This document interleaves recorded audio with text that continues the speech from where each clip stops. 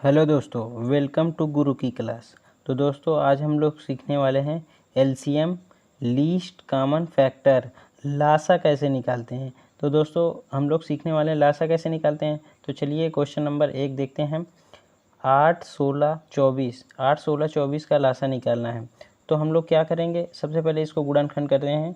8, 16, 24 इसको हम गुणनखंड करते हैं। पहले गुणनखंड करते समय हम सबसे पहले ये ध्यान देते हैं, हम सबसे पहले छोटी संख्या से काटना होता है। सबसे पहले हम किससे काटेंगे, 2 से काटेंगे। 2 चौको 8, 2 अठे 16, 2 ये 12 हो जाएगा। 2 एकन 2, 2 दूनी 4। फिर अभी हमारा सभी सम संख्या है तो अभी हमारा 2 से ही कटेगा। 2 दूनी 4, 2 चौको 8, 2 छंग 12। फिर 2 से कटेगा, अभी सम ही चलेगा। 2 एकन 2, 2 दूनी 4, 2 तिहाई 6। ये तो हमारा 1 आएगा। 2 एकन 2। अब हम क्या, अभी 2 से और ये 2 है तो 2 एक और कटेगा। 2 एकन 2, 2 एकन 2। अब ये 3 हमारा नहीं कटेगा तो 3 को उतार लेंगे। अब ये 3 इस बार में कट जाएगा। हो गया। तो हमारा लासा गुणनखंड कितने निकले, गुणनखंड हमारा 2 गुणे 2 गुणे 2 गुणे 2 गुणे 3। तो ये कितना आ गया, यहाँ हम लिख लेंगे लासा बराबर। तो क्या हुआ, 2 दूनी 4, दूनी 8, दूनी 16, 16 ती 48। 48 हमारे क्या हुआ, लासा हुआ। सबसे पहले हमें ये गुणनखंड करना सीखना होता है। अगर ये हमारा आ जाता है तो बाकी लासा निकालने में हमें कोई दिक्कत नहीं होती है। अब और कुछ और संख्या देख लेते हैं, जैसे 16, 44, 64। अब इसमें भी हम वैसे ही करेंगे, गुणनखंड कर लेते हैं। 16, 44, 64 इसको काटते हैं। सम संख्या है तो पहले 2 से काटते हैं। 2 अठे 16, 2 दूनी 4, 2 दूनी 4, 2 तिहाई 6, 2 दूनी 4 कट जाएगा। फिर 2 से काटेंगे। 2 चौको 8, 2 एकन 2, 2 एकन 2, 2 अठे ये हमारा हो जाए 2 एकन 2, 2 छंग 12, 32 हो जाएगा। 16 हो जाएगा 32। फिर 2 से काटेंगे। 2 दूनी 4, ये 11 नहीं कटेगा, हम इसको उतार लेंगे और ये हमारा 16 कट जाएगा। 2 अठे 16। फिर हम इसको 2 एकन 2, 11, ये हमारा कट जाएगा। 2 चौको 8। अब हमारे 4 बचा और 11 बचा। 4 को 4 11 से 4 से ही काट देंगे, ये 1 हो जाएगा हमारा। अब 11 एकन 11। तो हमारा इसका गुणनखंड क्या निकला, लासा बराबर इसका गुणनखंड क्या निकला, 2 गुणे 2 गुणे 2 गुणे 2 गुणे 4 गुणे 11। 2 दूनी 4, दूनी 8, दूनी 16, 16 चौक 64, 64 गुणे 11।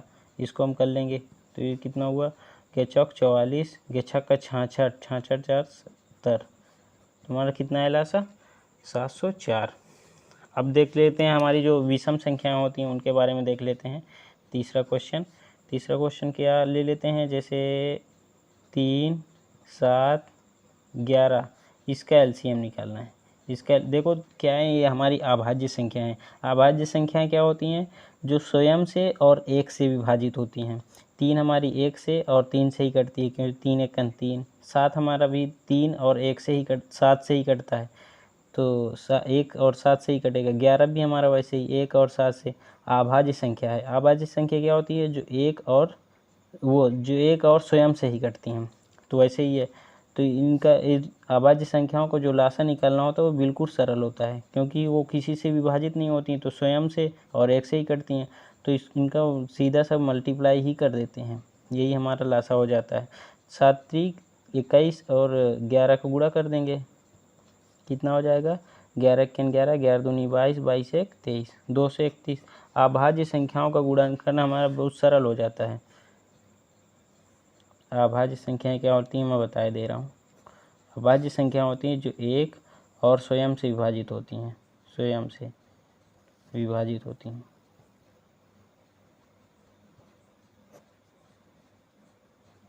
याद रखना, ठीक है। अब अगला देखते हैं, विषम संख्याओं में देख लेते हैं। विषम संख्याएं जैसे 9, 15, 21। अब इसका लासा निकालना है तो इसका भी हम पहले गुणनखंड कर लेते हैं। ये हमारा कितने से कटेगा, ये 3 से कट रहा है, ये भी 3 से कट रहा है, ये भी 3 से कट रहा है, तो 3 से काट लेते हैं। 3 एकन 3, 3 त्रिक 9, 3 पचे 15 और 3 सते 21। अभी भी हमारा 3, ये 3 है, 3 एकन 3, 5 7, ये दोनों नहीं कटेंगे, इनको उतार लेंगे।